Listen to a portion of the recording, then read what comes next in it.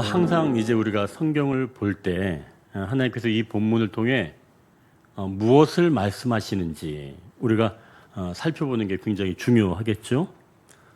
내가 원하는 것을 얻는 게 아니라 하나님께서 우리에게 무엇을 원하시는지 그게 더욱 중요하죠. 오늘 본문은 이 나봇의 포도원이라고 하는 그런 소제목이 붙어 있는 본문입니다. 하나님께서는 이 본문을 통해서 우리에게 무엇을 말씀하시고 일깨우시는지 우리가 함께 나누기를 원합니다. 지난 시간에는 하나님께서 이 아람 군대를 물리쳐 주시고 아람 왕의 그 베나닷 그가 와서 용서를 구하고 이 아합은 그를 형제라고 하면서 살려주었던 그런 내용을 우리가 나누었죠. 아람 왕이 그동안 우리 아버지가 빼앗은 것을 성읍들을 돌려주겠습니다. 그리고 다메섹에 이스라엘 거리를 만드십시오. 라고 하는 그런 제안을 했기 때문에 이 아합 왕이 그 제안을 듣고 흔쾌히 수락을 한 겁니다. 그런데 하나님은 아합 왕이 이 베나닷 왕을 진멸하지 않은 것에 대해서 진노하셨지요. 아니 사실 이웃 나라와 이 평화를 이루는 이게 뭐 잘못인가? 이제 이렇게 생각할 수가 있잖아요. 그러나 하나님은 이 아람 왕을 진멸하지 않은 것에 대해서 이 아합 왕에게 책임을 물으시고 그 생명을 대신해서 네가 생명을 감당해야 한다라고 말씀을 하신 겁니다. 그러니까 오늘 본문은 왜 아람 왕을 진멸하지 않은 것이 문제인지 그걸 알 수가 있습니다. 먼저 1절을 한번 보십시오. 보니까 그 후에 이 일이 있으니라 라고 말씀합니다. 그러니까 이 나봇의 포도원 이 일이 일어난 것은 그 후에 이 일이 있었다는 거죠. 그러니까 지금 기준은 그 앞전에 일어났었던 일이 기준인 겁니다. 그 후에 이 일이 일어났다라고 하니까 그 앞전의 일이 기준인 거예요. 그럼 그 앞전의 일은 우리가 지금 좀 전에 나누었던 그런 내용이 앞전에 있었던 일이죠. 그걸 이제 좀 의미를 좀 정리해야 될 필요가 있는데요. 하나님께서 아람 군대를 첫 번째 침공하도록 허락하실 때 그때 젊은 병사들이 아람 군대를 무찔렀죠. 두 번째 침공할 때도 하나님께서 그들을 무찔러 주셔서 10만 명이나 되는 아람 군대를 무찔러 주시고 또 살아 돌아간 자를 자기네 성읍에 돌아가서 성벽이 무너지면서 전멸하다시피 하게 하셨습니다. 자, 그러면 이 일을 통해서 어떻게 했는지 우리가 한번 기억해 본다면 그때 아람의 그 신하들이 와서 이 아합 왕에게 용서를 구했고 그리고 이 아합 왕이 용서해 주겠다라고 했을 때 잽싸게 이 베나닷을 데리고 와서 용서를 받았습니다. 그리고 아까도 얘기했던 것처럼 좋은 제안을 얻은 후에 이제 아람 왕이 살아서 돌아가게 되었죠. 그래서 하나님은 이 일을 가지고 하나님의 사람을 보내주셨습니다. 그래서 그 일이 어떤 의미인지 알려주셨어요. 자, 그러니 지금 이 1절에서 말하는 그 후에라고 하는 것은 이렇게 하나님의 그 은혜를 두 번이나 입은 그것을 경험한 이후이면서 동시에 하나님의 사람으로부터 자기가 어떻게 죽게 되는지 이야기들은 바로 그 후라는 이야기이면서 동시에 평화를 이야기했지만 그것이 결국 자기의 탐욕이 드러난 바로 그 후다라고 하는 말씀이에요. 좀 복잡한 것 같지만 결국 그 앞에 일이 기준이 되어서 하나님의 은혜가 있었고 또 한 번은 자기가 어떻게 죽을 것인지 알게 되었으며 마지막으로는 평화인 것 같지만 자기의 속에 탐욕이 있다는 바로 그것을 알고 난 뒤에 나봇의 포도원 사건이 있었다는 말씀입니다. 자, 그렇다면 그 탐욕이 드러난 이후에 그 탐욕을 물리치지 않을 때는 어떤 일이 일어나는지 오늘 본문에서 말하는 건데요. 1절 이제 하반절을 한번 보십시오.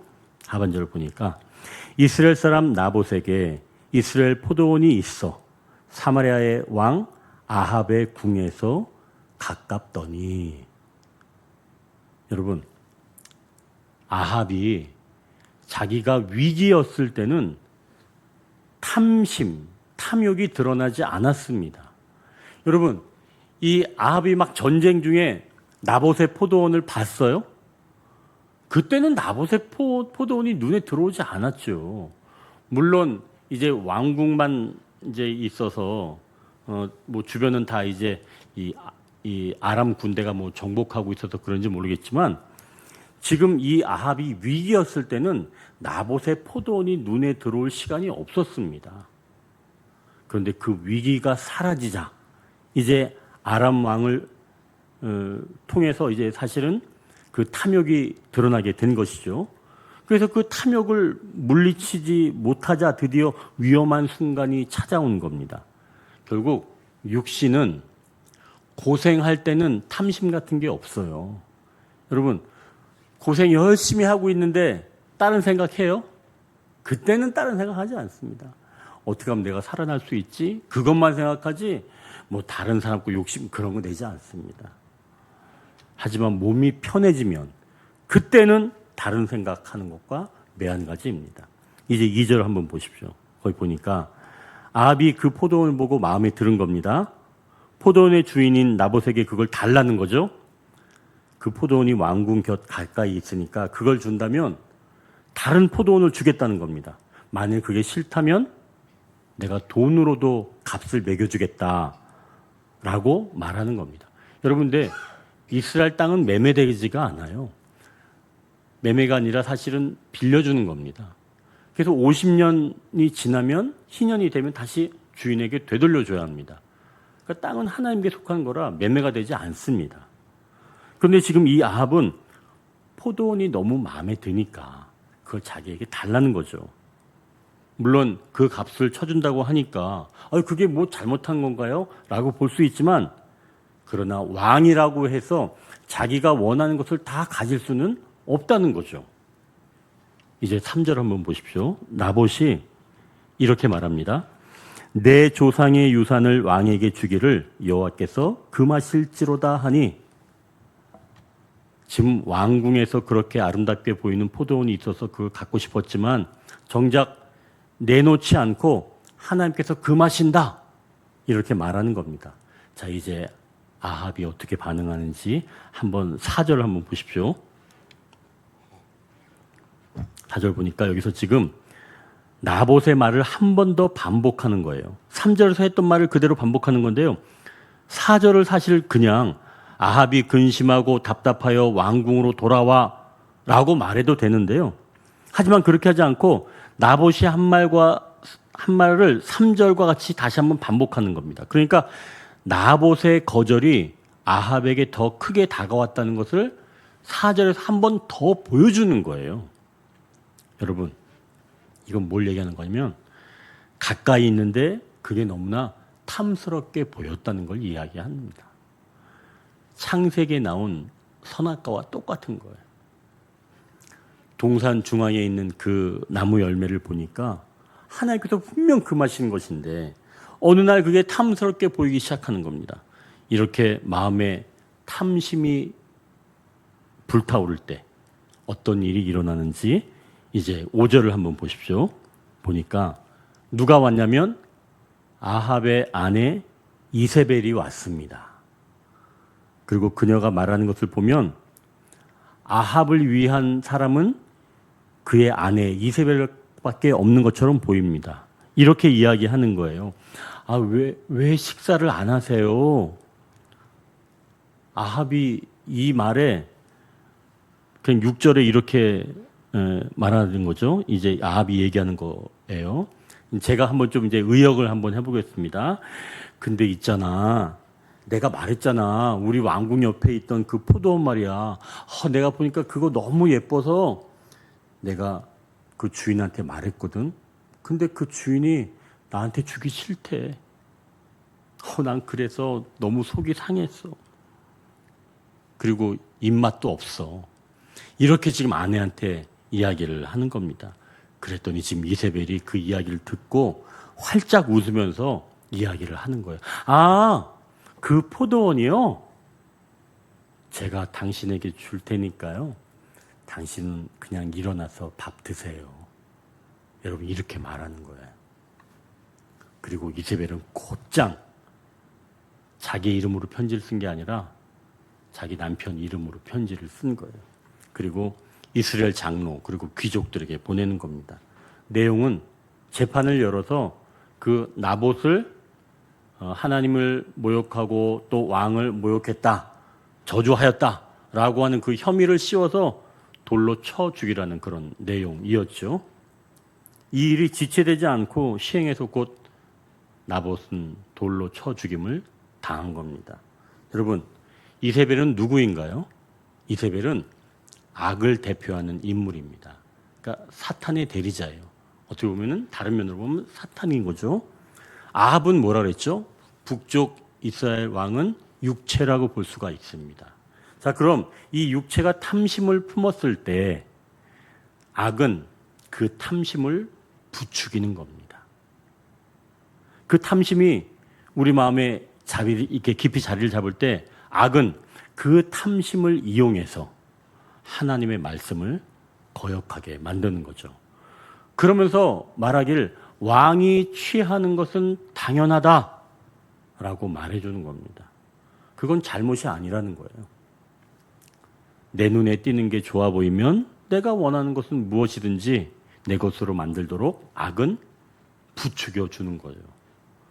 창세기에서도 아까 얘기했던 것처럼 하와도 선악과를 보면서 보암직도 하고 먹음직도 하고 또 이렇게 생각을 했을 때, 그리고 하나님을 의심했을 때 뱀은 결코 죽지 아니하리라 라고 말하면서 부추겼죠. 그러니 내 안에 탐심을 내가 미워하지 않고 버리지 않을 때 그 탐심이 곧 나를 죽게 한다는 말씀입니다. 그러니까 오늘은 탐심에 대한 문제이겠죠. 자, 영적 전투에서 승리하는 길이라고 하는 책에서 이 심리학자들은 무엇을 생각하는가가 당신을 결정한다라고 말합니다. 사탄 또한 우리 마음이 갖고 있는 놀라운 힘을 알고 있습니다. 그래서 늘 사탄은 우리의 마음을 사로잡으려고 애를 씁니다. 오늘 본문에서도 지금 사탄으로 볼 수 있는 이 이세벨은 아합 왕이 밥을 안 먹고 있자 그에게 다가올 때 그의 마음을 정말 위로해 줄 것처럼 다가옵니다. 아합의 마음에 가득한 그 탐심을 키워서 그를 무너뜨리려고 절묘하게 다가오는 거죠. 여러분, 다가와서 하는 방법을 한번 잘 생각해 보십시오. 먼저 다가와서 거짓을 말하는 겁니다. 마음을 붙잡으려는 사탄의 무기는 먼저 거짓입니다. 아합은 나봇의 이야기를 듣고 근심하고 답답해서 밥을 먹지 않고 누워 있었다 그랬죠. 이 이야기를 들은 이세벨은 아합에게 일어나서 식사하고 마음을 즐겁게 하라라고 말해줍니다. 그리고 말하길 내가 나봇의 포도원을 드리겠습니다. 이렇게 말을 했죠. 이 말은 곧 왕이라면 자기가 원하는 것은 모든 것 다 가질 수가 있다고 부추겨주는 겁니다. 아니, 하나님이 사랑하는 자에게 무언가 금한다는 것은 있을 수 없어. 왕이라면 원하는 건 가져도 돼. 이렇게 말해주는 거예요. 그러나 하나님은 금한 것이 분명히 있습니다. 누구나 원하는 것을 다 가질 수는 없는 거죠. 이세벨은 지금 거짓을 말하는 겁니다. 자, 이렇게 사탄은 다가왔을 때 항상 거짓을 말합니다. 이제 두 번째로 또 이세벨은 하나님의 뜻을 외면하게 만드는 것입니다. 아합을 통한 하나님의 뜻은 이 백성들이 하나님을 섬기며 평강 가운데 사는 것입니다. 그런데 이세벨은 아합을 부추겨서 백성들이 평강이 아니라 공포에 살도록 만들었다는 거죠. 아합이 마땅히 죽였어야 할 사람은 백성이 아니라 아람의 왕이었습니다. 베나다시였죠. 그러니까 영적으로 본다면 자신의 탐심이었습니다. 탐심을 죽였어야 되는 거죠. 그러나 아합은 죽이라는 그 아람의 왕 베나닷 또는 자신의 탐심을 죽이지 않고 자기 백성을 죽인 겁니다. 그러니까 엄한 것을 죽인 거죠. 정말 죽여야 할 것을 죽이지 않으면 결국은 엉뚱한 것이 죽게 되는 겁니다. 여러분, 내 탐심 이것들을 죽이지 않으면 나중엔 엉뚱한 것을 죽이게 된다는 거예요. 결국 나중엔 자기가 죽게 되는 것이죠. 이렇게 사탄은 하나님의 뜻을 외면하게 만든다는 겁니다.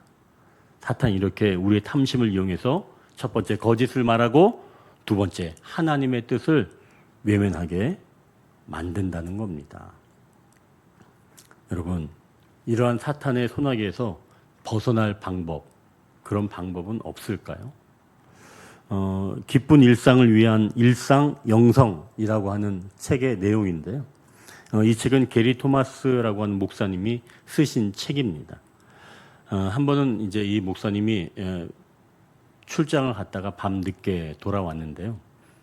돌아와서 이제 문을 열고 딱 현관에 열고 딱 들어갔는데 그때 이 목사님 사모님이 이 목사님이 그동안 없을 때 그 망가졌던 고장났던 그런 모든 것들을 쭉 목록을 불러줬다는 겁니다. 옷장 문고리가 떨어졌고 변기가 새고 그리고 냉장고 선반이 덜렁거립니다 라고 하는 그런 목록들을 쭉 목사님에게 들이밀었다는 거예요. 아니 사실 목사님은 좀 하루 쉬고 싶었는데 이제 아내가 이제 이렇게 얘기를 막 할 때 속으로 좀 이렇게 짜증이 났다는 겁니다. 그리고 이제 그 다음 날 이제 새는 변기를 끌어안고 이제 막 고치기 시작을 했어요. 씩씩거리고 있는데 그때 원망이 막 싹트기 시작을 했답니다.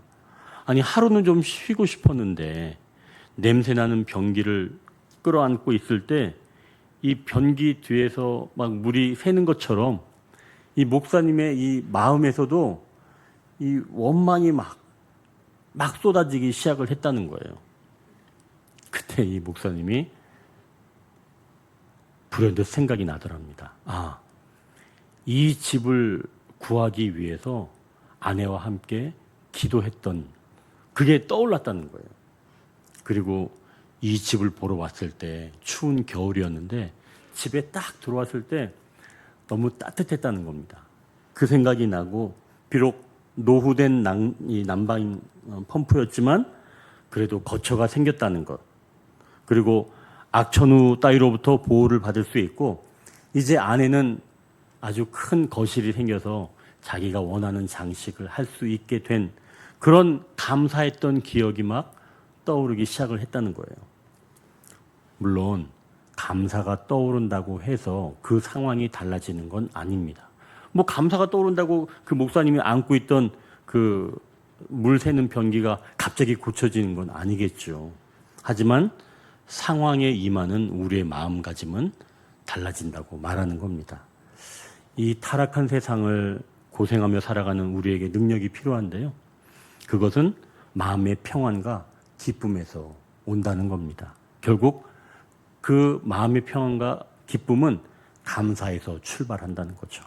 이 게리 토마스 목사님은 그래서 감사를 영혼의 방향제다라고 말을 하더라고요. 이 원망의 이 쾌쾌한 냄새를 영혼이 호흡할 수 있는 깨끗하고 상큼한 공기로 바꿔주는 것. 그게 곧 감사의 방향제다라고 하는 겁니다. 그러면서 이제 이 감사의 마음을 어떻게 만들어가는지 이 게리 토마스 목사님이 일상 영성에서 이야기하는데요. 거기서 몇 가지 있지만 제가 4가지 정도로 좀 정리를 해봤습니다. 한번 잘 들어보십시오. 어떻게 감사하는 마음을 만들어가는지. 먼저 감사하지 않는 삶의 위험을 인식한다는 겁니다. 바울은 하나님을 알면서도 감사의 훈련을 개발하지 않는 이 백성에 대해서 경고했는데요. 이렇게 이야기했습니다. 하나님을 알되 하나님을 영화롭게도 아니하며 감사하지도 아니하고 오히려 그 생각이 허망하여지고 미련한 마음이 어두워졌나니. 즉 감사하지 않을 때 하나님의 아름다움을 놓치게 된다는 거죠. 그러면 마음이 어두워져서 바른 시각을 잃게 된다는 겁니다. 이 아합도 2번이나 하나님께서 전쟁에 이기게 하셨는데도 아합이 감사했다라고 하는 말씀이 없습니다. 죽을 수밖에 없는 상황이었는데도 하나님께서 기적같이 살려주셨음에도 하나님을 바라보지 않았던 거죠. 그분의 아름다움을 놓치게 된 겁니다. 결론적으로 이 아합도 마음이 어두워진 겁니다. 그러니까 감사를 중단하면 원망이 찾아온다는 거죠. 그리고 영적인 눈이 어두워져서 분별력이 떨어진다는 겁니다. 그러니 감사가 중단되었다면 내 삶이 위험하다는 것, 이것을 인식하는 것. 그게 첫 번째 감사를 만들어가는 방법이다라고 하는 겁니다. 이제 2번째로 감사의 마음을 어떻게 만들어가냐면 감사의 성경 말씀들로 자신을 무장한다라는 겁니다. 감사의 성경 말씀들 많이 있지만 특별히 역대상 16장 34절에 이렇게 말씀합니다. 여호와께 감사하라. 그는 선하시며 그 인자하심이 영원함이로다. 그리고 시편 69편 30절에 이렇게 말씀합니다. 내가 노래로 하나님의 이름을 찬송하며 감사함으로 하나님을 위대하시다 하리니. 감사의 말씀을 외우라는 거예요. 습관적으로 읊조리는 겁니다. 여러분, 감사의 마음을 암송하시길 소망합니다. 이 같은 성경 이 구절들을 이렇게 암송할 때 이 진리의 말씀이 이제 떠오르는데 뭐냐면 상황 자체는 우리가 어쩔 수가 없습니다. 하지만 그 상황을 바라보는 이 렌즈는 우리가 조정하기 나름이라는 거죠. 이제 3번째로는 쉬운 것부터 하나님께 감사한다 라는 겁니다. 내 영혼을 물들이기 위해선 쉬운 것, 즉 자연의 아름다움, 그리고 아들을 아낌없이 보내주신 하나님의 선하심, 또 가정에서 일어난 여러 가지 일들, 이런 것들, 즉 감사하기 쉬운 것부터 시작한다는 겁니다. 그리고 마지막 4번째, 과거의 역경을 통해 믿음을 세우시고 더 강한 사람이 되게 하신 하나님께 감사하는 것이라고 말합니다. 그러면서 이 게리 토마스 목사님이 과거에 자기가 달리기 연습했던 것을 이야기하는데요.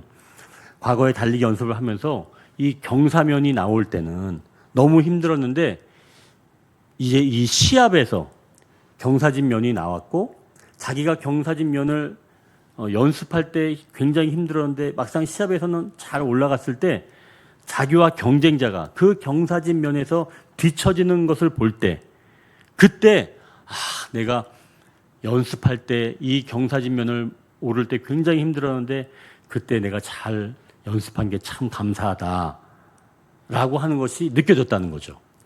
결국 하나님은 우리를 평지로만 다니게 하신 것이 아니라 우리의 영적 근육을 단련시키시기 위해서 경사진 면, 이건 다른 말로는 좀 고난, 어려운 일들을 이야기하겠죠.